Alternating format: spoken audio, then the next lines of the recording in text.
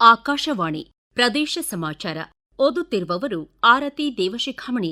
ರಾಜಿ ಸಂಧಾನದ ಮೂಲಕ ಕಕ್ಷಿದಾರರು ತಮ್ಮ ಪ್ರಕರಣಗಳನ್ನು ಇತ್ಯರ್ಥಪಡಿಸಿಕೊಂಡಲ್ಲಿ ಅನಗತ್ಯವಾಗಿ ವ್ಯರ್ಥವಾಗುವ ಹಣ ಹಾಗೂ ಸಮಯದ ಉಳಿತಾಯವಾಗುತ್ತದೆ ಎಂದು ಪ್ರಧಾನ ಜಿಲ್ಲಾ ಮತ್ತು ಸತ್ರ ನ್ಯಾಯಾಧೀಶ, ಜಿಲ್ಲಾ ಕಾನೂನು ಸೇವೆಗಳ ಪ್ರಾಧಿಕಾರದ ಅಧ್ಯಕ್ಷರಾದ ಹರೀಶ್ ಎ ಹೇಳಿದ್ದಾರೆ.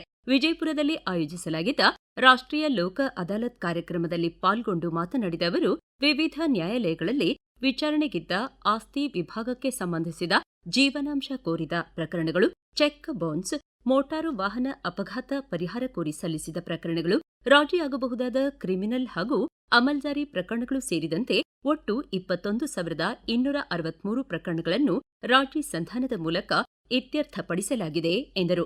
ಜಿಲ್ಲಾ ಕಾನೂನು ಸೇವೆಗಳ ಪ್ರಾಧಿಕಾರದ ಸದಸ್ಯ ಕಾರ್ಯದರ್ಶಿಗಳಾದ ಹಿರಿಯ ಸಿವಿಲ್ ನ್ಯಾಯಾಧೀಶ ಅರವಿಂದ್ ಎಸ್ ಹಾಗರ್ಗಿ ಮಾತನಾಡಿ, ಜನತಾ ನ್ಯಾಯಾಲಯದಲ್ಲಿ ರಾಜಿ ಸಂಧಾನದ ಮೂಲಕ ಪ್ರಕರಣ ಇತ್ಯರ್ಥಪಡಿಸಿಕೊಂಡು ಪರಸ್ಪರ ಸೌಹಾರ್ದತೆಯಿಂದ ಸಮಾಜದಲ್ಲಿ ಜೀವನ ಸಾಗಿಸುವಂತೆ ಸಲಹೆ ನೀಡಿದರು.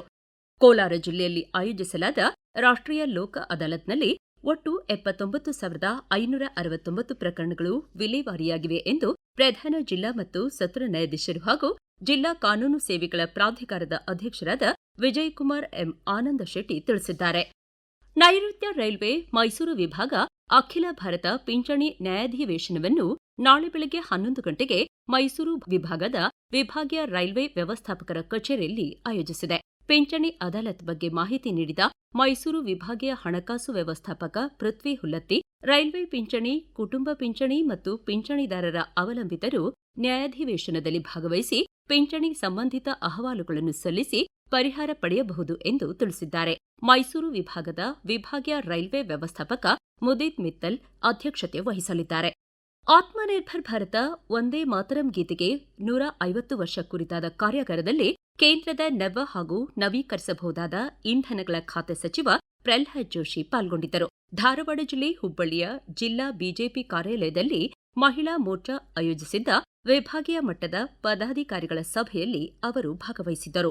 ಸ್ವದೇಶಿ ಉತ್ಪನ್ನಗಳ ಬಳಕೆ, ವೋಕಲ್ ಫಾರ್ ಲೋಕಲ್ ಹಾಗೂ ಆತ್ಮನಿರ್ಭರ್ ಭಾರತ ನಿರ್ಮಾಣದಲ್ಲಿ ಮಹಿಳೆಯರ ಕೊಡುಗೆಗಳ ಕುರಿತು ಚರ್ಚಿಸಿದ್ದಾಗಿ ಸಚಿವ ಪ್ರಲ್ಹಾದ್ ಜೋಶಿ ಎಕ್ಸ್ ಮಾಧ್ಯಮದಲ್ಲಿ ಪ್ರಕಟಿಸಿದ್ದಾರೆ.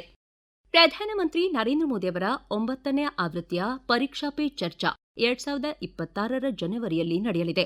ಕೇಂದ್ರ ಶಿಕ್ಷಣ ಖಾತೆ ಸಚಿವ ಧರ್ಮೇಂದ್ರ ಪ್ರಧಾನ್ ನೇತೃತ್ವದಲ್ಲಿ ಶಿಕ್ಷಣ ಸಚಿವಾಲಯ ಪರೀಕ್ಷಾ ಪೇ ಚರ್ಚಾ ಕಾರ್ಯಕ್ರಮದಲ್ಲಿ ಭಾಗವಹಿಸಲು ಇಚ್ಛೆಯುಳ್ಳ ವಿದ್ಯಾರ್ಥಿಗಳು, ಪೋಷಕರು ಮತ್ತು ಶಿಕ್ಷಕರನ್ನು ಆಯ್ಕೆ ಮಾಡಲಿದೆ. ಮೈ ಗೌ ಪೋರ್ಟಲ್ನಲ್ಲಿ 2026 ಜನವರಿ 11ರವರೆಗೆ ವಿಶೇಷ ಬಹು ಆಯ್ಕೆ ಪ್ರಶ್ನೆ ಆಧಾರಿತ ಆನ್ಲೈನ್ ಸ್ಪರ್ಧೆ ನಡೆಯಲಿದೆ. 6ರಿಂದ 12ನೇ ತರಗತಿವರೆಗಿನ ವಿದ್ಯಾರ್ಥಿಗಳು, ಅವರ ಪೋಷಕರು ಹಾಗೂ ಶಿಕ್ಷಕರು ಸ್ಪರ್ಧೆಯಲ್ಲಿ ಪಾಲ್ಗೊಳ್ಳಲು ಅರ್ಹರು. ಹೆಸರು ನೋಂದಾಯಿಸುವ ಪ್ರತಿಯೊಬ್ಬರಿಗೂ ಮೈ ಗೌನಿಂದ ಭಾಗವಹಿಸಿದ ಪ್ರಮಾಣ ಪತ್ರ ಲಭ್ಯವಾಗಲಿದೆ ಎಂದು ಶಿಕ್ಷಣ ಸಚಿವಾಲಯ ತಿಳಿಸಿದೆ. ಚಾಮರಾಜನಗರ ಜಿಲ್ಲೆಯಲ್ಲಿ ಲಿಂಗತ್ವ ಅಲ್ಪಸಂಖ್ಯಾತರ ಮೊದಲ ಹಂತದ ಸಮೀಕ್ಷೆ ಪೂರ್ಣಗೊಂಡಿದೆ. ರಾಜ್ಯ ಮಹಿಳಾ ಅಭಿವೃದ್ಧಿ ನಿಗಮದಿಂದ ಜಿಲ್ಲೆಯ ಎಲ್ಲ ತಾಲೂಕು ಆಸ್ಪತ್ರೆಗಳಿಗೆ ಲಿಂಗತ್ವ ಅಲ್ಪಸಂಖ್ಯಾತರನ್ನು ಕರೆಸಿ ಮಾಹಿತಿಯನ್ನು ಟ್ಯಾಬ್ನಲ್ಲಿ ಅಪ್ಲೋಡ್ ಮಾಡಲಾಗಿದೆ.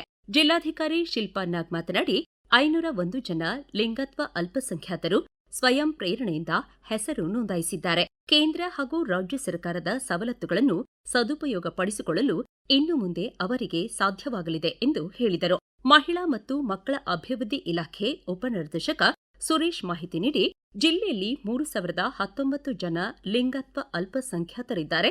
ಬಾಕಿ ಉಳಿದವರ ದಾಖಲೀಕರಣ ನಡೆಯಲಿದೆ ಎಂದರು.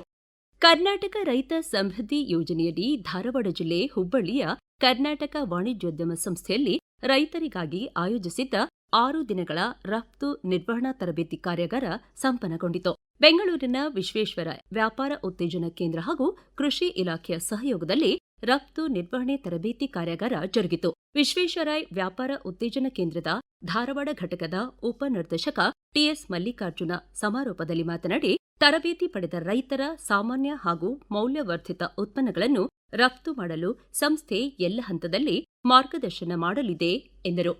ಇಲ್ಲಿಗೆ ಪ್ರದೇಶ ಸಮಾಚಾರ ಮುಕ್ತಾಯವಾಯಿತು. ನಮ್ಮ ಮುಂದಿನ ರಾಷ್ಟ್ರೀಯ ವಾರ್ತಾ ಪ್ರಸಾರ 1 ಗಂಟೆ 10 ನಿಮಿಷಕ್ಕೆ.